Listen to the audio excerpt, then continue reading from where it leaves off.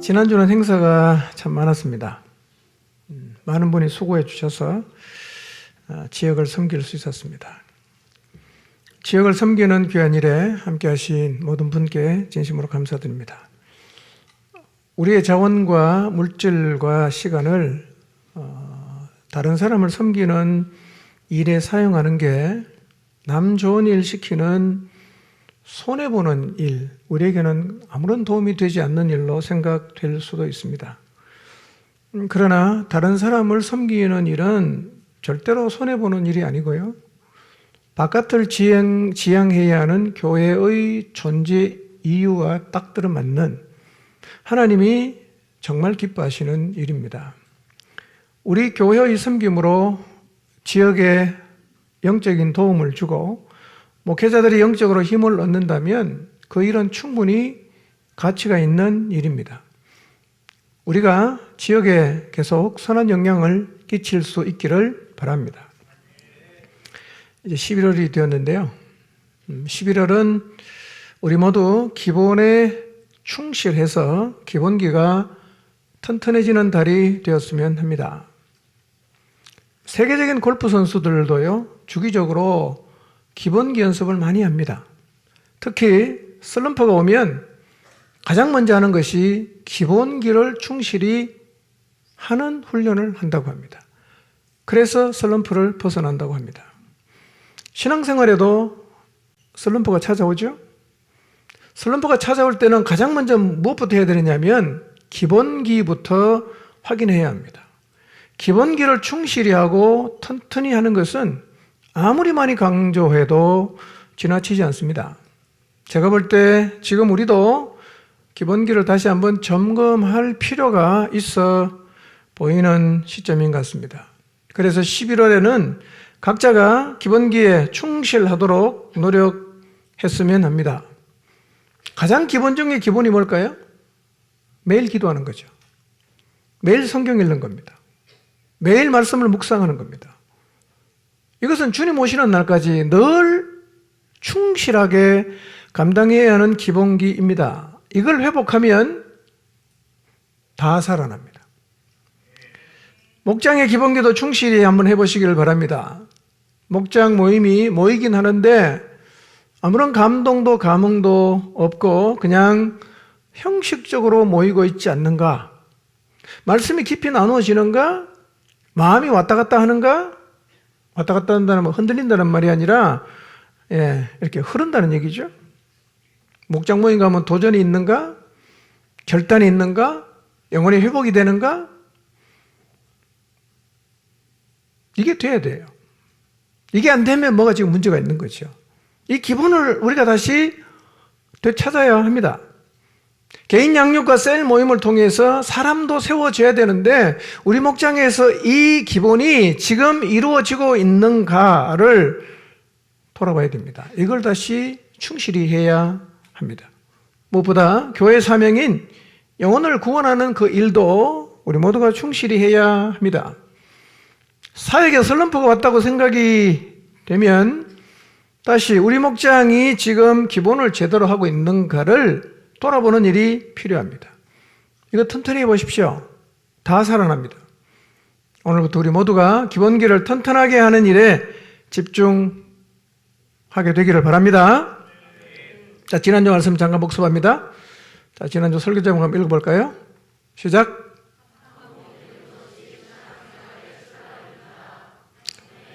예, 아침을 드시고 시간이 많이 지났군요. 힘을 좀 내서 다시 읽어봅시다. 시작. 예. 여러분, 이것은 매우 중요한 기본 자세입니다. 신앙생활은 한 몸이 되어서 하는 거예요. 혼자 하는 게 아닙니다, 여러분. 안타까운 것은 오늘날 교회를 다니지만 한 몸 되는데 관심이 없는 사람이 많아지고 있어요. 한 몸이 돼야 된다, 공동체로 가야 된다라고 말을 하면 난 그렇게 하기 싫다. 그리고 나는 그게 내 체질이 안 맞는다. 이렇게 말을 해요. 그런데 그렇게 말하는 것은 마치 우리 몸, 육체의 어떤 지체가 나는 몸에 붙어서 사는 게 내 체질이 안 맞는다. 나는 독립적으로 살고 싶다. 그렇게 말하는 거하고 똑같습니다. 여러분의 몸에 어떤 지체가 독립하면 어떻게 되죠?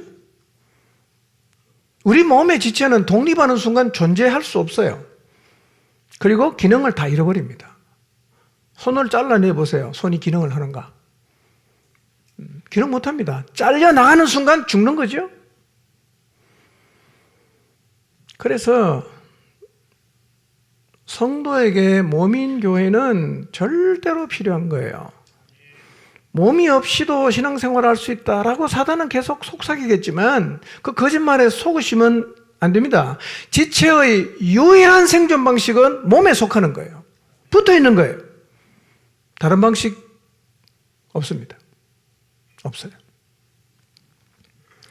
신앙생활이 공동체를 이루며 하는 방식과 독립해서 하는 두 가지 방식이 존재하고 둘 중에 하나를 선택할 수 있다고 말하는 것은 다 거짓말이에요. 틀린 말입니다.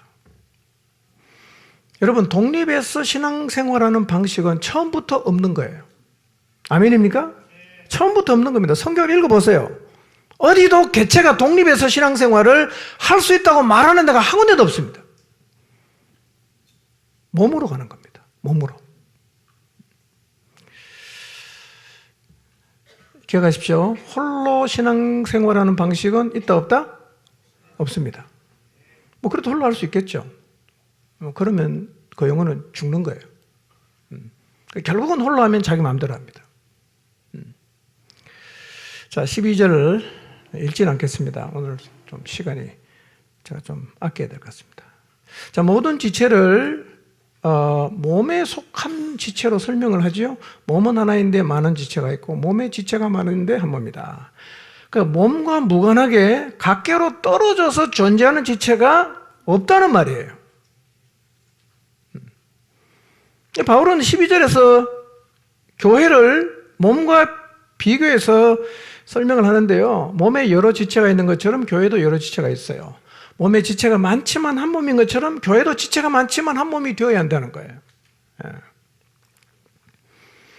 한 몸이라고 말할 때 중요한 게 세 가지가 있어요. 첫째는 다양성, 둘째는 통일성, 셋째로는 유기체가 되는 거예요. 다양성, 통일성, 유기체가 되는 거예요. 그래서 유기체인 교회가 가장 조심해야 되는 게 뭐냐면 지체들이 생명으로 연결되는 게 아니라 조직으로 연결되는 거예요. 굉장히 조심해야 됩니다. 교회가 생명력을 잃어버려서 조직체가 되지 않도록 우리는 조심해야 돼요. 여러분, 교회가 어떤 곳인지를 잊어버릴 때마다 여러분의 몸을 생각해 보세요. 우리 몸은 거의 완벽하게 세 가지가 이루어집니다. 다양성, 통일성, 유기체적인 특성을 죽을 때까지 갖고 있어요. 이 세 가지 매우 중요한 거예요. 자, 13절.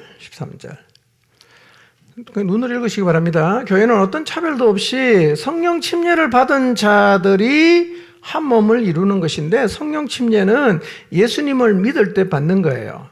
성령 침례 받은 자, 다시 말하면 예수님을 믿는 자들이 한 몸을 이루어서 신앙생활하는 것이 하나님의 계획이에요. 하나님이 그런 그림을 갖고 구원과 교회를 계획하신 거예요. 자, 그런데 오늘날 예수님 믿고 나서도 교회에 속하지 않는 사람이 왜 자꾸 많아질까요? 성경은 이렇게 말하는데 우리가 살고 있는 시대에 많은 사람들이 예수님을 믿는 것 같은데 교회는 속하는 걸 정말 싫어하는 사람들이 점점 많아지고 있는데 왜 이런 현상이 생기는 걸까요? 이유가 많겠지만 제가 생각해 보니까 그 두 가지가 있어요. 하나는 뭐냐면 이 성경에 대한 무지죠. 하나님 말씀과 상관없이 자기 취향대로 하고 싶은 거예요. 자기 취향대로. 두 번째는 뭐냐면 개인주의가 팽배한 시대의 영향이에요. 근데 꼭 기억하십시오. 신앙생활은 내 취향대로 하는 게 아니에요. 신앙생활은 시대의 트렌드를 맞추는 게 아니에요. 신앙생활은 언제나 성경으로 돌아가는 거예요. 하나님 말씀에 순종하는 것입니다. 그래야 바른 신앙생활을 할 수가 있습니다. 잊지 마시기 바랍니다. 여러분이 원하는 방식이 아니에요. 하나님이 하라는 방식으로 해야 되는 거예요. 교회와 한 몸이 되라는 말은 교회에 속하라는 말인데요. 그래서 모든 그리스도인은 지역 교회에 속해야 합니다. 속한다는 말을 쉽게 설명하면 함께 있는 지체들을 나와 상관이 없는 사람으로 여기지 말라는 거예요. 그들은 나와 한 몸이다, 주님 안의 가족이다, 절대로 필요한 사람이다 라고 마음으로 받아들여서 나에게서 그에게로, 그에게서 나에게로 예수 그리스도의 생명이 흐르게 하라는 거예요. 뗄 수 없는 관계를 만들어가는 거예요. 그게 신앙생활이에요. 그게 몸에 속한다는 말입니다. 그런데 여러분, 교회 출석하면서 목장에 소속되어 있지만 누구에게도 마음을 열지 않고 속내를 털어놓지 않고 그래도 주일 예배에 와서 설교 한번 듣는 것으로 만족한다고 하면 여러분 아직 속한 게 아니거든요. 신앙생활 제대로 안 돼요. 이제 교회에 속하시기를 바랍니다. 신앙생활은 홀로 서서 자기가 알아서 하는 게 아니라 한 몸이 되어서 공동체와 함께하도록 하나님이 디자인하셨어요.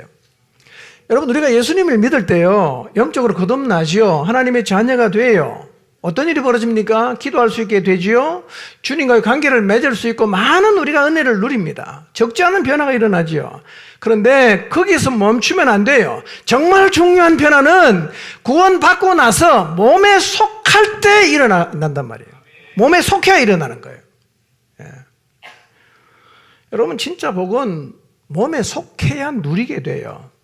교회는 여러분을 귀찮게 하는 데가 아닙니다. 교회는 여러분을 힘들게 하는 데가 아니에요. 교회는 우리를 살리는 곳입니다. 하나님의 축복을 누리게 하는 것이고, 교회는 지상에서 가장 안전하고 보호받을 수 있는 곳이고, 교회는 우리의 신앙이 건강하게 자라게 하는 곳이 바로 교회입니다. 혼자 사는 게 얼마나 위험한지 알기 때문에 하나님은 우리에게 같이 살라고 하신 거예요. 하나님의 배려예요. 은혜입니다, 여러분. 교회는 여러분 귀찮게 하는 데가 아닙니다, 여러분. 그래서 여러분, 제발 홀로 고립되어 신앙생활 하지 마시기를 바랍니다. 마음을 여십시오. 속하십시오. 교회 기도가 나의 기도, 교회 사역이 나의 사역, 교회의 사명이 나의 사명, 교회의 기쁨이 나의 기쁨, 교회가 가는 길이 나의 길. 그래서 모든 일을 기쁨으로 참여하시는 신앙생활을 하시기를 바랍니다. 아멘? 예. 자, 오늘은 이 많은 다양한 지체가 어떻게 한 몸으로 움직일 수 있을까 하는 거예요. 어떻게 한 몸으로 움직일 수 있는가. 예, 거기에 대해서 한번 말씀을 참고하도록 하겠습니다. 자, 설교 제목 한번 읽어볼까요? 시작.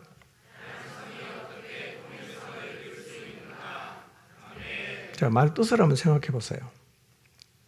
다양성이 다 다양하잖아. 굉장히 다양하잖아. 통일성을 이루어야 돼요. 예, 어떻게 하면 가능할까, 이게? 예. 자, 12절 읽진 않겠습니다. 우리 몸은 하나인데 지체는 굉장히 많지요? 아주 다양하죠. 놀라운 것은요, 우리 몸은 다양성을 갖고 있습니다. 굉장히 다양한데 통일성을 갖고 있어요. 진짜 놀라운 겁니다. 여러분, 다양성보다 중요한 것은 통일성이에요. 통일성. 다양성과 통일성은 좀 이렇게 어울리지 않는 말처럼 들릴 수 있어요. 왜냐하면 다양성을 인정하면 통일성을 포기해야 되는 것처럼 들리지 않습니까? 다 각자가 갖고 있는 다양성을 다 인정해줘. 어떻게 통일이 돼요? 그러니까 이 두 가지 말은 서로 이렇게 좀 밀어낸다는 느낌을 갖게 하지 않습니까? 다양성을 다 인정하면 통일성은 불가능할 것처럼 들리기도 한데요. 그렇지 않다는 거예요. 우리 몸에 굉장히 다양한 지체가 있습니다. 육체, 여러분이 갖고 있는 이 육체에는 매우 다양한 지체들이 있어요. 이제 얼굴을 보십시오. 이목구비가 있죠? 귀, 눈, 입, 코가 있습니다. 우리 안에는 오장이 있어요. 오장이 뭔지 아십니까? 예. 간장, 심장, 비장, 폐장, 신장. 6부가 있습니다. 뭔지 아세요? 저도 인터넷 찾아서 아는 겁니다. 담낭, 소장, 위, 대장, 방광, 삼초. 이게 6부랍니다. 5장 6부가 있어요. 혈관이 있죠? 근육이 있죠? 신경 조직이 있어요. 우리 몸 안의 뼈는요, 신생아일 때 450개가 되는데요. 자라면서 뭉치고 합쳐져서 어른이 되면 206개가 된답니다. 뿐만 아니라 우리 몸은 세포로 이루어져 있는데 세포의 수가 60조개에서 100조개입니다. 상상이 안 가죠. 근데 세포 하나하나가 생명을 갖고 있어요. 그러니까 우리 몸은 세포의 조합입니다. 이 세포는 죽었다가 살아났다거든요. 그 생명은 파동이라고 말합니다. 이게 끝없이 죽었다가 새로 생겨나고 죽었다가 새로 생겨나고 이런 일이 계속 일어나고 있는데요. 근데 우리 몸은 단순하게 60조 개의 세포만 있는 게 아니라 이게 연결이 되어서 기능이 만들어집니다. 결합이 되고 기능이 만들어지는데요. 몸에서 분비해내는 각종 호르몬, 또 해로운 물질이 들어오면 선별해서 공격하고 방어하는 백혈구와 적혈구, 몸 안에 신경조직, 혈관조직, 수많은 조직들이 있어요. 심장은 하루에 10만 번 이상 뛰죠? 그럼 우리 몸 모든 곳에 피를 공급합니다. 폐는요, 우리 몸에 산소를 공급하기 위해서 끊임없이 활동하고 있어요. 이 많은 지체가 있어요. 그런데 이 다양성이 의미를 가지려고 하면 반드시 뭐가 있어야 됩니까? 통일성이 있어야 돼요. 따로 놀면 그 병이에요. 통일성이죠. 근데 우리 몸은요, 진짜 신묘막측하죠. 이 많은 세포가, 이 많은 기관과 조직이 언제나 통일성을 만들어낸다는 거예요. 우리 몸은요, 병들지 않는 한 항상 통일성을 가지고 일사불란하게 움직입니다. 하나님은 교회가 그렇게 되기를 원하시는 거예요. 다양성이 있지만 통일성을 가지고 일사불란하게 하나님 나라를 위해서 달려가는 모임이 되기를 원하신다는 거예요. 몸의 신비는 참 놀랍죠. 성경에 보면 인간 창조한 걸 보면 그냥 흙으로 빚어서 이렇게 만들었다고 했는데요. 사실은 성경에다 표현을 안 했지만 우리 몸 안에 굉장히 다양한 조직이나 신경 같은 게 있지 않습니까? 이 사실은 설명할 수가 없죠. 그런데 신기하게요, 이 많은 세포 조직들이 통일성을 갖고 있다는 거, 이건 정말 하나님 우리 몸을 신묘막측하게 만든 겁니다. 교회도 사람이 다 다양합니다. 지체들이 다양한 것은 고린도전서 12장에 보면 은사의 다양함 때문이다, 그렇게 설명을 하고 있어요. 고린도전서 12장을 보면 은사를 설명하죠. 신령한 것, 은사를 설명하는데요. 은사의 뜻이 뭐냐 하면 선물이란 말이에요. 쉽게 설명하면 선물이에요. 하나님 우리한테 선물을 주는 거예요. 근데 하나님은 이 선물을 누구에게 줬냐? 이렇게 딱 보고 이렇게 좀 마음에 드는 애들만 선물을 준 게 아니고요. 모든 사람에게 다 줬어요. 모든 사람은 기능이 다 있다는 거예요. 모든 사람은 은사를 다 갖고 있어요. 은사가 헬라어로 카리스마입니다. 카리스마. 이 카리스마가 어디서 나왔냐면 카리스에서 나왔어요. 카리스가 뭐냐면 은혜라는 뜻이에요. 이 카리스마의 엄마는 카리스입니다. 은혜입니다. 선물의 엄마는 은혜란 말이에요. 은사가 뭐냐? 하나님의 은혜를 입은 사람에게 주시는 하나님의 선물이에요. 다 갖고 있죠? 자, 그러면 하나님이 은혜를 입은 사람에게 주시는 은사의 종류는 얼마나 될까요? 고린도전서 12장에는 9가지를 말해요. 에베소서 4장에 가면 4개를 말해요. 로마서 12장에 가면 7개를 말해요. 성경 보면 간간히 은사를 말하고 있는데 그 다 합쳐봐도 40개, 50개가 안 돼요. 그러면 우리가 갖고 있는 은사는 성경에서 기록하고 있는 그 종류만일까요? 아니면 더 있는 걸까요? 어떤가요? 그것만입니까? 더 있는 거예요? 우리가 받을 수 있는 은사는 고린도전서 12장에 나와 있는 9가지가 전부일까요? 아니면 더 있을까요? 그냥 빨리 가겠습니다. 은사의 숫자는 사람의 숫자만큼이나 많을 수가 있어요. 굉장히 다양합니다. 굉장히 많습니다. 자, 그러면 여러분이 받은 은사는 뭔지 한번 생각해 보세요.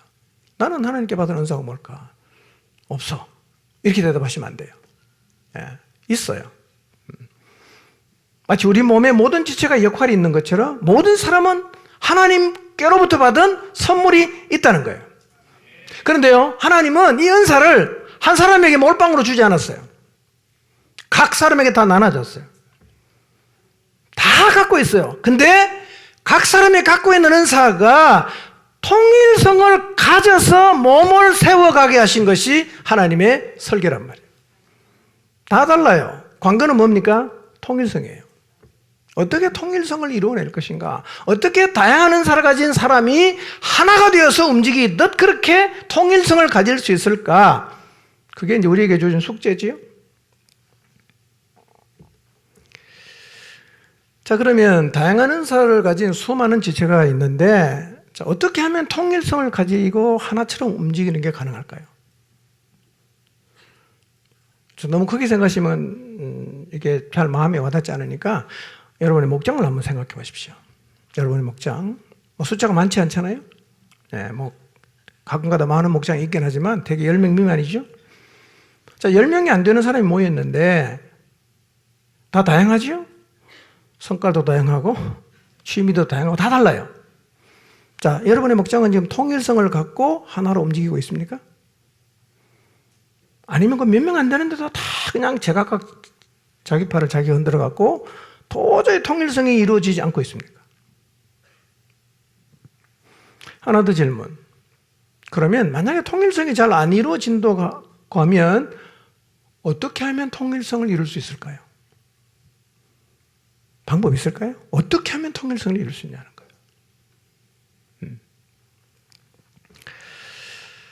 자, 고린도 교회는 굉장히 다양하죠. 진짜 말도 많고 탈도 많은 교회가 고린도 교회인데, 이 고린도 교회는 통일성을 이루지 못한 대표적인 교회라고 할 수가 있어요. 굉장히 문제가 많죠. 고린도 교회는 파가 4파로 나누어졌는데, 이 교회 안에 파가 4개라는 것은 몸이 4개로 분리된 것하고 같은 의미인데요. 고린도전서 1장 12절을 읽지는 않습니다. 눈으로 보시기 바랍니다. 예, 이 교회 안에는 4파가 있습니다. 바울파, 아볼로파, 게바파, 그리스도파. 누가 제일 훌륭합니까? 그래도 사람보다는 그리스도를 주장하는 게 좀 나아 보이긴 한데, 다 고약한 거죠? 다양성이 통일성을 이루지 못할 때, 우리가 상상할 수 없었던 모든 문제를 다 파생시킵니다. 4개로 교회가 이제 나눠졌다. 이러면 그건 4개로 나눠진 게 끝이 아니라 거기서 온갖 문제가 발생하는 거예요. 예. 여러분의 목장이 나눠져 보세요. 온갖 문제가 다 생깁니다. 예. 정말 겁나는 데가 되는 거예요. 겁나는 모임이 됩니다. 말도 겁나고 표정도 겁나고, 야, 안 가는 게 낫지, 가면 이래도 그냥 잔소리하고 저래도 잔소리하고. 예, 통일성을 잃어버리면 굉장히 교회가 심각해지죠. 자, 빌립보 교회도 통일성을 이루지 못하는 모습이 나타났습니다. 빌립보 4장 2절을 보면 2사람이 나오죠. 유집사하고 순집사가 나옵니다. 예, 2사람이 교회 영향력이 있었던 사람 같습니다. 근데 2사람이 지금 마음이 나눠져 있어요. 마음이 나눠져 있어요. 통일이 안 된다는 거예요. 자, 그런데 다양성이 있지만 통일성을 이루어낸 교회도 있어요. 사도행전 13장 1절을 보면 안디옥 교회가 그랬어요. 눈으로 읽으시기 바랍니다. 안디옥 교회는 구성원이 매우 다양했습니다. 특히 그 교회를 끌고 가는 지도자의 면면은 정말 다양했어요. 바나바, 구브로 출신의 유대인입니다. 니게르라는 시몬, 니게르는 검은색을 의미하거든요. 아마 흑인일 것으로 생각해요. 루기오는 북아프리카 구레네 사람이에요. 마나에는 분봉왕 헤롯의 젖동생인데, 헤롯의 젖동생이라는 말은 헤롯과 같이 젖도 먹고 교육도 받았던 왕족입니다. 귀족 출신이에요. 그 다음에 사울은 길리기아 다소 출신인데 유대인을 합비고 교회를 심각하게 핍박했던 사람이에요. 이 정말 다양한 5사람이 지도자 그룹을 형성하고 있고요. 놀라운 것은 통일성을 이루고 있다는 거예요. 쉽지 않지 않습니까? 바나바, 흑인, 아프리카 사람, 귀족, 교회 핍박한 사람. 예, 이 독특한 5명이 지도자 그룹을 이루고 있고 이 교회는 통일성을 이루어가고 있어요. 사실은 이 땅에 있는 모든 교회는 다양성을 가질 수밖에 없습니다. 태생이 그러니까요. 교회는 모든 사람을 차별 없이 받아요. 유대인, 헬라인, 종, 자유인, 남자, 여자 뭐 어떤 구별이나 차별이 없이 다 받는 곳인데요. 이 다양한 사람들이 모여 있는데 어떻게 통일성을 가질 수 있냐? 진짜 길은 있을까? 제가 이 말씀 묵상하면서 우리 교회를 생각해 봤거든요. 진짜 가능합니다. 다양성이 통일성을 만들어낼 수 있어요. 어떻게? 자, 고린도전서 12장 4절에서 6절 읽어봅니다. 시작. 은사는 여러 가지나 성령은 같고 직분은 여러 가지나 주는 같으며 또 사역은 여러 가지나 모든 것을 모든 사람 가운데서 이루시는 하나님은 같으니. 자, 이 다양한 교회, 지체들이 모인 교회가 통일성을 갖게 하는 것이 누구냐면 삼위 하나님이에요. 자, 다양한 은사가 있지만 은사를 주신 분이 누굽니까? 성경에 준 분이 똑같아. 준 분이 똑같다. 그 다음에 직분은 여러 가지지만 주님은 똑같아. 예수님이에요. 그 다음에 사역은 여러 가지지만 모든 사람 가운데서 모든 것을 이루어 가시는 하나님은 같아요. 그러니까 다양한 은사, 직분, 사역이 교회 안에서 벌어지지만 이것을 주신 분이 똑같은 하나님이기 때문에 교회가 하나님에게 귀를 기울이고 순종하면 어떤 사람은 모여도 통일된다는 거예요. 자, 13장, 사도행전 13장 2절 4절을 한번 보세요. 읽진 않습니다. 자, 성령께서요, 안디옥 교회 안에 그 독특한 5명의 지도자가 있는데요. 이렇게 말씀하시는 거예요. 내가 불러시키는 일을 위해서 바나바와 사울을 따로 세워라. 기도하다가 지도자 5명이 동일하게 성령의 음성을 들었어요. 동일하게 순종해요. 그러니까 완전히 다른 사람처럼 보이는 이 5명이 성령의 음성을 똑같이 듣고 성령께 똑같이 순종하니까 어떡합니까? 따로 세워요. 4절 어떡합니까? 누가 보냅니까? 성령의 보내심을 받아 실루기아로 내려갔고 거기서 구브로로 갔다. 이렇게 얘기를 하고 있단 말이에요. 그러니까 은사를 주신 성령님에게 순종하면 교회는 아무리 다양한 사람이 모여도 하나가 될 수 있다는 거예요. 오늘 여기 있는 여러분 모두가 성령님의 음성을 똑같이 들었어요. 모두가 동일하게 순종하고자 하는 마음을 갖고 있어요. 그러면 여러분의 출신이나 갖고 있는 은사가 어떠하든지 간에 상관없이 뭐가 가능합니까? 통일이 가능한 거예요. 왜냐하면 주도하시는 분은 한 분이에요. 다양한 은사를 받았지만 주도하시는 분이 한 분이기 때문에 그분에게 순종하면 교회는 다양성에도 불구하고 뭐가 됩니까? 통일성을 이루는 게 가능하다는 거예요. 여러분, 우리 육체를 생각해 보세요. 우리 육체 굉장히 다양하잖아요. 근데 진짜 놀랍게 통일성이 이루어지지 않습니까? 여기 계단 내려오는 게 그냥 내려오는 것 같죠? 나이가 좀 들어보세요. 이게 이제 엇박자가 생기는 거예요. 그래 자빠지는 겁니다. 자, 계단 밑으로 내려갑니다. 눈이 봤어요. 밑으로 내려간다? 머리가 뭐라고 합니까? 다리 보고? 야, 밑으로 내려간다? 내려가겠습니다? 이게 사실은 우리는 그냥 막 내려가지만요. 그 한 걸음 한 걸음 내딛는 중에 우리 몸 안의 모든 지체가 연합이 되는 거예요. 다 연결되어 갖고. 그래서 계단도 내려오고 뭐 운전할 때도 그냥 뭐 모든 지체가 자동으로 이게 연합으로 움직이지 않습니까? 그런데 완벽할 정도로 통일성을 이루는 우리의 몸이 이 통일성이 일시적으로 혹은 부분적으로 무너질 때가 있어요. 언제 무너집니까? 병들면요. 바이러스가 침투하거나 요즘에는 내 몸이 내 몸을 공격하는 병이 많잖아요. 내 몸이 내 몸을 공격해. 이 병입니다, 여러분. 여러분, 교회 안에서 지체가 지체를 공격하는 건 병이에요, 그건요. 그리고 가다가 어디에 부딪히거나 걸려서 넘어져서 뼈가 부러지면요. 그 지체는 일시간 뭐가 안 됩니까? 기능이 안 되죠. 통일성이 무너져요. 그러니까 우리 몸처럼 교회도요, 지상에 있는 동안에는 일시간에 혹은 부분적으로 통일성이 잠깐 무너지는 일은 일어날 수가 있어요. 자, 실제로 보세요. 지체가 영적인 바이러스, 영적인 병균, 거짓된 교훈에 감염이 되거나 성령의 이끌림을 받지 못하고 자기 욕심대로 행하거나 강한 자아를 죽이지 못해서 연합을 거부할 때 교회 공동체의 통일성은 부분적으로 혹은 일시적으로 무너질 수가 있어요. 그러니까 이 연합의 통일성을 지속적으로 유지하려고 하면 뭐가 필요합니까? 성령 충만이에요. 성령께 순종하는 거예요. 성령께 인도를 받는 거예요. 이게 필수예요. 여러분, 그래서요, 교회가 진짜 경계해야 되는 게 뭔지 아세요? 교회의 지체들이 전반적으로 성령님과 상관없이 사는 거예요. 전반적으로 성령님에게 순종을 안 하는 거예요. 이런 교회는 끝났어요. 아무것도 못합니다. 다 제각각으로 가게 돼 있어요. 그리고 우리 늘 경계해야 되죠. 여러분, 목장을 돌볼 때 우리 목장의 모든 식구가 성령께 순종하고 있는가, 우리 목장의 모든 식구가 성령님 인도를 받고 있는가 늘 봐야 돼요. 그게 깨지면 통일성은 금방 깨져버립니다. 금방 깨집니다.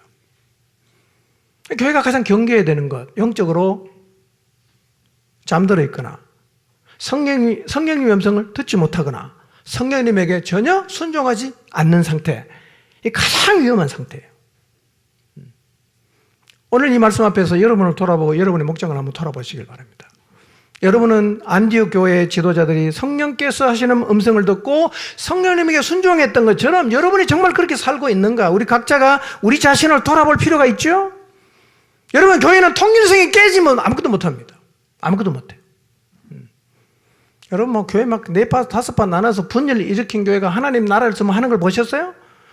뭐 거의 그냥 뭐 숨쉬고 생존 정도가 최고 잘하는 거죠. 더 이상 아무것도 못합니다. 자, 이제 계속 이 다양성을 가진 교회가 통일성을 유지해야 되는데 조심해야 되는 게 있어요. 그 몇 가지 오늘 제가 말씀을 드리겠습니다. 자, 12장 14절에서 16절 한번 읽어볼까요? 시작. 몸은 한 지체뿐만 아니요 여럿이니 만일 발이 이르되 나는 손이 아니니 몸에 붙지 아니하였다 할지라도 이로써 몸에 붙지 아니한 것이 아니요 또 귀가 이르되 나는 눈이 아니니 몸에 붙지 아니하였다 할지라도 이로써 몸에 붙지 아니한 것이 아니니. 네. 자, 발이 손에게 뭐라고 말합니까? 손을 보면서 나는 손이 아니기 때문에 몸에 안 붙어 있는 거야. 귀는요? 아니, 난 눈도 아닌데 뭐 나는 뭐 안 붙어 있다. 이 말이 무슨 뜻이냐면 열등의식을 갖는 거예요. 쟤는 너무 잘 나가는데 나는 너무 못났다. 열등의식 갖는 거죠. 그러니까 여러분, 공동체가 다양성 플러스 통일성을 가지려고 하면 절대로 열등의식을 가지면 안 돼요. 나는 손이 아니니까 몸에 안 붙었다라고 말하는 뜻이 뭡니까? 너 잘났어. 나 아무것도 못해. 그 뒤로 나자빠지는 겁니다. 그렇게 하면 안 된다는 거예요. 지금 발이 손에게, 귀가 눈에게 열등감을 느끼고 있어요. 그래서 막 속에서 시기심이 생기고 상처가 되는 거예요. 그래서 속으로 말하는 거예요. 니 잘났다. 니 다 해먹어. 난 안 해. 이렇게 하고 있다는 거예요. 열등감을 가지면 안 돼요. 왜 발이 손에게 열등의식을 가질까요? 발의 역할은 목적지까지 이동하는 역할을 주로 하지요. 그 다음에 누가 이제 맹활약을 합니까? 이 손이 다 활약을 하잖아요. 악수도 하고 글도 쓰고 뭐 물건도 손이 고르고 밥도 손이 먹고 선물 주고받을 때도 손이 하고 상 받을 때 누가 받습니까? 발이 받아요? 손이 받죠. 뭐 컴퓨터도 손이 다치죠. 주사도 손이 놓죠. 악기도 손이 하죠. 아, 이런 손을 보면서 발이 열등의식으로 생기는 거예요. 제가 다 해먹네. 나 뭐야? 난 필요 없나? 에이, 니 다 해먹어. 나 안 해. 이렇게 할 수가 있다는 거예요. 그렇게 하지 말라는 거죠. 뿐만 아니라 손과 발은 보니까 발이 볼 때는 대우도 너무 달라요. 손은 보면 맨날 씻어주잖아. 발 뭐 하루에 몇 번 씻습니까? 전 2번 씻어요. 손에는 맨날 크림도 발라주잖아. 장갑도 끼워주죠. 비싼 보석 사면 발가락에 끼웁니까?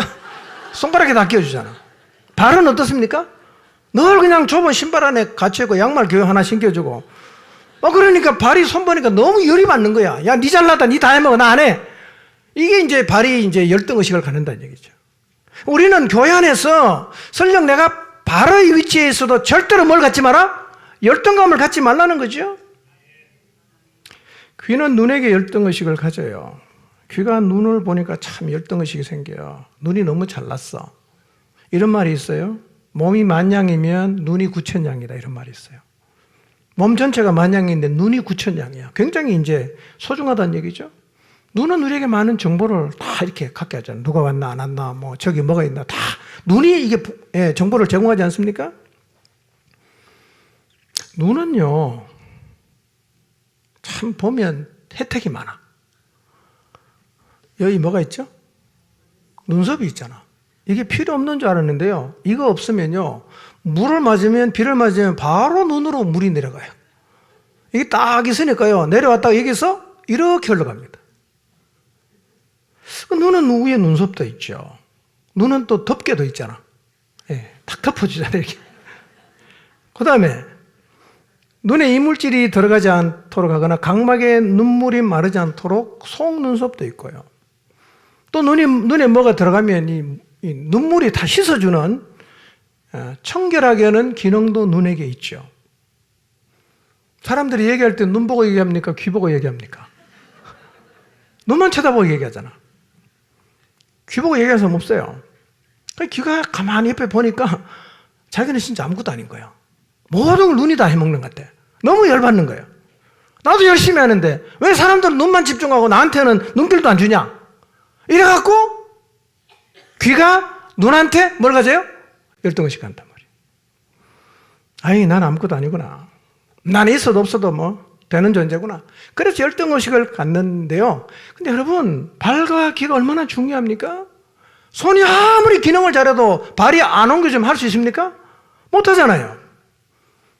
귀가 안 들어주면 눈이 쳐다볼 수 있어요? 누가 불렀다. 쳐다봐야 되는데 귀가 안 들어주면 눈이 어떻게 쳐다봅니까?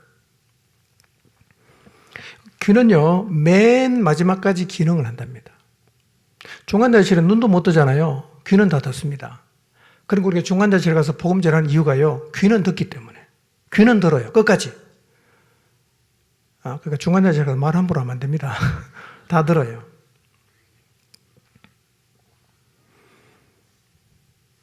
그러니까 기능이 다른 거지요. 열등한 게 아니라는 거예요. 다 소중합니다. 여러분, 어떤 지체를 바라보더라도 열등의식을 갖지 마시기를 바랍니다. 여러분, 혹시 목장에서 나온 교회 안에서 누군가를 바라보면서 열등의식을 가져보신 적 있습니까? 아니, 나는 방언도 못하지. 나는 뭐 할 수 있는 게 없는 것 같아. 방언 통역도 아무도 안 해봤지. 뭐 능력의 은사도 없는 것 같고, 섬기는 은사도 없는 것 같고, 난 진짜 아무것도 할 수 없는 것 같다 라고 생각하시는데요. 여러분, 몸 안에 있는 모든 지체는 다 중요합니다. 하나가 고장나면요, 온몸이 문제가 심각하게 생깁니다. 따라합시다. 나는 소중하다. 나는 매우 소중하다.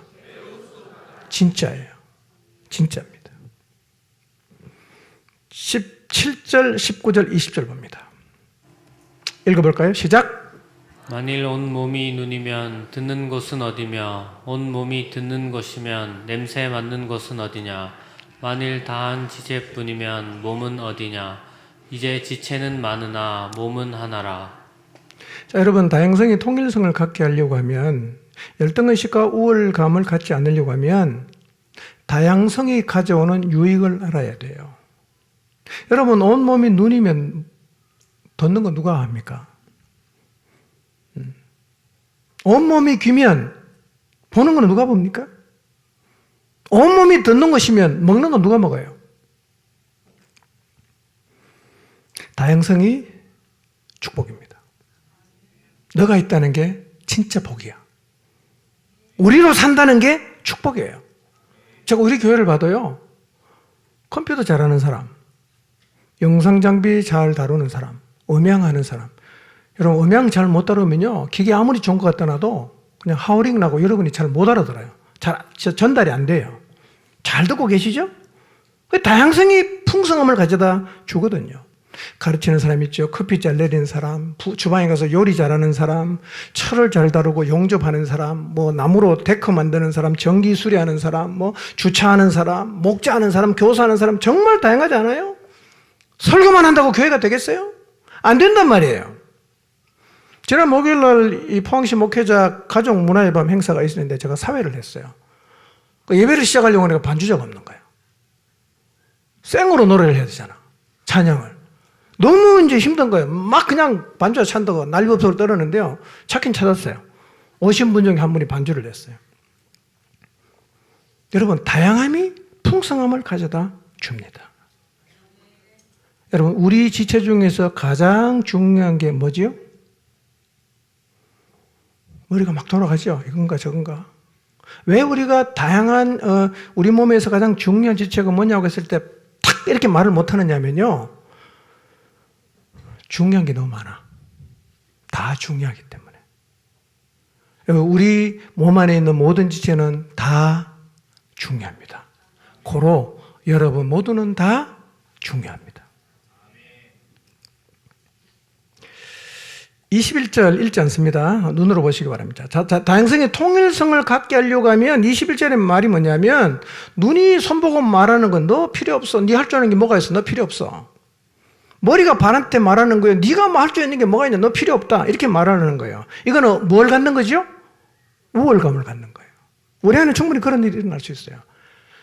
여러분, 다양성의 통일성을 이루어 가려고 하면 우월감을 갖지 않아야 합니다. 근데요, 잘 보십시오. 이번에는 눈이 누구 보고 쓸데없다 그래요? 감히 손한테 그렇게 말하는 거예요. 예. 머리는 누구 쓸데없다고요? 발 보고 쓸데없다고 말하는데요. 여기서 머리는 예수님을 의미하는 게 아니고요. 여러 지체 중에 하나로 설명하는 것입니다. 근데 여러분, 앞에도 제가 말씀드렸지만 손이 얼마나 유용한 존재예요. 우리가 하는 일의 대부분 뭘 합니까? 대개 손으로 하지 않습니까? 집에서 여러분 일할 때 주로 뭘 합니까? 다 손으로 하잖아. 밥하고 빨래하고 청소하고 설거지하고 전부 손으로 하죠. 그런데 감히 이 손을 무시하는 존재가 있단 말이에요. 누구예요? 눈이에요. 눈. 여러분, 눈이 없으면 손의 기능이 제한을 받는 것은 사실입니다. 그런데 눈이 있다고 해도 손이 없으면 커피 내릴 수 있습니까? 음식 마실 수 있습니까? 라면 끓일 수 있어요? 무슨 얘기냐? 모든 지체는 상호 의지하는 관계이기 때문에 지체를 바라보면서 우월의식을 갖는 것은 진짜 말도 안 되는 얘기라는 거예요. 말도 안 되는 얘기예요. 너 방언도 못하잖아. 너 이것도 못하잖아. 너 저것도 못하잖아. 이렇게 말하는 것은 진짜 말이 안 되는 말이에요. 다양성의 통일성을 만들어내려고 하면 절대로 그런 말을 하면 안 된다는 거예요. 우월감을 갖지 마시길 바랍니다. 여러분 각자 여러분 육체를 생각해 보세요. 여러분 몸을 생각해 보세요. 여러분이 몸 안에 있는 지체가 서로를 바라보면서 열등을 갖거나 우월감을 가졌던 적이 있었는가 생각해 보세요. 없잖아요. 우리 몸은 절대로 그렇게 하지 않습니다. 오늘 여러분이 어떤 위치에 있든지 간에 다른 사람을 바라보면서 우월감을 느끼지 마시기를 바랍니다. 마음으로라도 내가 너보다 낫다 이런 생각하지 마시기를 바랍니다. 여러분 눈과 그 다음에 머리가 아무리 잘난 척해도 손발 없어 보세요. 어떻게 살아요? 이것은 상호 절대적으로 의존하기 때문에 너 소용없다, 너 필요 없다 이렇게 말하면 안 된다는 겁니다. 우리는 서로를 필요한 존재로 인식하고 연합하고 통일성을 이루어야 교회가 하나님으로부터 부여받은 사명을 감당할 수 있게 된다는 사실을 잊지 마시기를 바랍니다. 자, 22절에서 25절 봅니다. 읽지는 않습니다. 자, 근데 약하게 보이는 지체가 요긴하다는 거죠. 덜 귀히 여기는 것을 귀한 것들로 입혀준다는 거죠. 아름답지 못한 지체는 아름다운 것을 얻는다. 그렇게 얘기를 하고 있어요. 25절 왜 그렇게 하냐? 몸을 고르게 한다는 거예요. 한 사람이 탁 주려고 한 사람은 찌그러지고 그렇게 하는 게 아니라 고르게 하기 위해서 약하게 보이는 지체가 요긴하고 덜 귀히 여기는 것에 더 귀한 것을 입혀주고 그렇게 한다는데요. 자, 우리 몸에 약하게 보이는 지체가 뭘까요? 좀 덜 귀히 여겨지는 게 뭐가 있을까요? 자, 없어도 생명과 아무런 지장이 없는 것이 하나 있는데, 많지만 그 중에 하나가 머리카락이에요. 머리카락. 여러분, 머리카락은 오장육부에 비하면 중요도가 별로 없어 보이죠? 머리카락은 뭐 다 밀어도 없어도 생명과 아무런 상관이 없어요. 머리카락이 안 소중합니까? 예? 여러분, 머리 때문에 스트레스 안 받은 분 한 분이라도 계십니까? 많아도 스트레스, 적어도 스트레스, 빠져도 스트레스. 어? 이 머리가요, 생명과 아무런 지장이 없는데요, 이게 어떤 사람에게는 너무나 심각한 문제가 되는 거예요. 큰일 났다, 머리 빠졌다, 장가 다 갔다, 뭐 이렇게 되는 거예요. 특히 이미지를 중요하게 생각하는 사람에게 이 아무것도 아닌 것처럼 보이는 머리카락은요, 너무 중요합니다. 예. 나이가 들어서 머리를 탁 세울 수 있다. 이게 되게 훌륭한 거예요.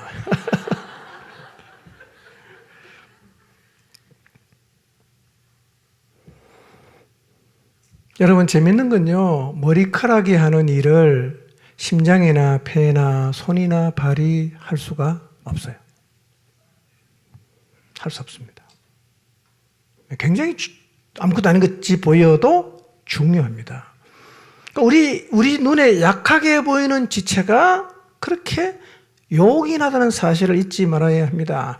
그리고 우리 몸은요, 덜 귀히 여기는 것을 더 귀한 것으로 입혀주죠. 우리는 우리 몸 안에서도 상대적으로 약하다고 생각하는 것에 시간과 돈을 많이 써요. 키 작은 사람은 키 크게 보이려고 굽이 높은 신발을 사잖아요. 비싸도. 그 다음에 발이 많이 아픈 사람은 편안한 신발 비싸도 사지요. 눈 안 좋은 사람은 안경 맞추는데 돈 아끼지 않죠? 머리카락 없는 사람 어떻습니까? 돈을 아끼지 않죠? 머리카락 나는 약을 먹죠? 안 되면 심죠? 도저히 안 되겠다. 가버라는 거예요. 여러분, 연약함이 보이면 섬겨야 돼요. 그래서 연합해야 되는 거예요. 그래야 다양성이 통일성을 이루는 자리로 나가게 된다는 것입니다. 그러면 왜 약하게 보이는 지체가 요긴하고 덜 귀히 여기는 것들을 귀한 것으로 입혀주느냐? 몸을 고르게 하기 위해서. 그래서 하나님은요, 우리 몸이요, 서로 분쟁하지 않고 서로 같이 돌보게 하셨어요. 우리 몸은 서로를 돌봅니다. 이가 없으면 뭐가 활동합니까? 잇몸이 맹활약하잖아요. 손이 없으면 발이 해요. 예. 서로 이제 돌봐주는 거죠. 자, 배가 고픈데 다리가 아파서 식당으로 안 가요. 그 배와 다리의 관계가 어떻습니까? 나는 배고파 죽겠는데 저놈은 다리가 안 가니까 나는 계속 배가 고프잖아. 갈등이 생길 수 있죠? 그런데 우리 몸은 서로를 돌봐요. 서로를 돌본다고요. 이 말은 한쪽 일방적으로 희생하라는 말은 아니에요. 배가 많이 고파도 다리가 아프면 좀 쉬어야죠. 배는요, 기다려줘야죠. 근데 그걸로 끝나면 안 되죠. 좀 쉬었으면 이제 어떻게 됩니까? 고픈 배를 위해서 식당으로 가야 되죠. 이게 뭐냐? 서로 우리는 돌보는 관계라는 거예요. 주님 안에서는 분쟁하지 말고 서로를 돌봐야 한다는 사실을 기억하십시오. 18절 읽지 않았습니다. 자, 그러면 우리가 가진 은사는 누가 준 걸까? 나를 이 자리에 세운 거는 누가 한 거고 저 사람을 저 자리에 세운 거는 누가 한 일이냐 이거예요. 누가 그렇게 정했어요? 18절은 말하죠. 하나님이 정했다는 거예요. 그래서 내 자리에 서서 열등감을 갖거나 또 내 자리에 서서 우월감을 갖거나 하는 것은 뭐가 없는 거죠? 믿음이 없는 거예요. 여러분, 하나님을 믿는다면 나를 이곳에 두시고 그 사람을 저곳에 두신 것을 우리는 받아들여야 돼요. 그렇죠? 고라와 다단과 아비람 민수기에 보면 이 사람들 다 레위지파 사람들이었어요. 그런데 반역하잖아. 뭘 넘보는 거예요? 제사장 자리를 넘보면서 반역했어요. 이런 얘기입니다. 하나님이 정해 주신 자리가 나 좀 모자란다. 나 더 큰 걸 하고 싶다. 이런 거죠. 그래서 반역한 거예요. 하나님 어떡합니까? 심판했어요. 여러분, 여러분을 하나님이 두신 그 자리에서 충실하게 사시기를 바랍니다. 귀가 냄새 맡지 못하는 것, 손이 못 보는 것, 발이 깊이 생각하지 못하는 건 약점이 아니에요. 그 부끄러운 일이 아닙니다. 다른 자리에 넘보지 마시기를 바랍니다. 나를 이 자리에 두신 이유가 있죠. 여러분 얼굴을 다 보세요. 제 얼굴을 보십시오. 맨 위에 뭐가 있죠? 눈썹이 있죠. 그 다음에 눈이 있죠. 그 다음에 코가 있죠. 그 다음에 입이 있죠. 그 다음에 귀가 있어요. 누가 제일 높아요? 누가 제일 높아요? 여러분 이 지체의 위치의 높낮이가 이 지체의 실제 높낮이를 결정합니까? 아니잖아요. 눈썹이 맨 위에 있다고 눈썹이 제일 훌륭합니까? 그런 거 아니라는 거죠. 높낮이와 아무런 상관이 없습니다. 하나님이 이렇게 배열하신 뜻이 있겠죠. 믿습니까? 뜻이 있겠죠. 그럼 우리 공동체라도 마찬가지입니다. 하나님이 그 지체를 거기 두셨다면 뜻이 있지 않겠어요? 나를 여기 두셨다면 뜻이 있지 않겠어요? 어떻게 하면 되죠? 받아들여야죠. 받아들여야죠. 하나님 뜻이 있단 말이에요. 자, 26절, 27절. 자, 결론입니다. 자, 읽지 않습니다. 자, 교회는 그리스도의 몸이고 지체의 각 부분이라고 말하면서요. 우리가 진짜 한 몸이 되었는지를 확인하는 방법을 설명하고 있어요. 자, 나는 이 공동체 안에 한 몸이 되었는가? 목장 안에서 난 하나가 되었는가를 알 수 있는 방법이 있습니다. 26절에 뭐라고 얘기하고 있어요? 고통에 함께하고 즐거움에 함께 하는가를 보면 알 수 있다는 거예요. 자, 제 손에 젓가락을 쥐고 있습니다. 잘 대답해 보십시오. 손에 젓가락을 쥐고 있어요. 근데 옆에 있는 사람이 막대기로 내 머리를 때렸어요. 아픕니까? 안 아픕니까? 아픕니까? 안 아픕니까? 아프죠? 아니 그냥 너무 심오하게 생각하지 말고 내가 젓가락을 들고 밥을 먹으려고 하는데 옆에 사람이 막대기로 내 머리를 쳤단 말이에요. 아파요? 안 아파요? 아프죠? 팔을 때렸어요. 아픕니까? 안 아픕니까? 아프죠? 손등을 때렸어요. 아픕니까? 안 아픕니까? 아프죠? 젓가락 때렸습니다. 아픕니까? 안 아픕니까? 안 아파요. 왜 젓가락은 안 아프죠? 내 몸이 아니요. 내 몸이 아니요. 여러분, 한 몸이면 아픈 거예요. 한 몸이면 기쁜 거예요. 근데 한 몸이 아니면 안 아파요. 제가 죽을 만큼 힘든데 난 한 개도 안 아파. 너무너무 기뻐하는데 난 아무 느낌이 없어. 그러니까 한 몸인 건 뭘로 확인할 수 있죠? 고통 느끼고 기쁨을 느끼면 한 몸이에요. 여러분, 배의 고통은 배가 많이 고프면 그 다리에도 가요. 다리에 힘이 쑥 빠지잖아.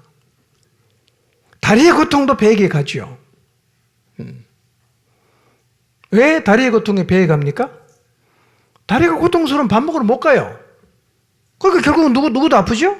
그 고통이 배한테도 가는 거죠. 그리고 우리 지체는 배격하면 누구한테 돌아옵니까?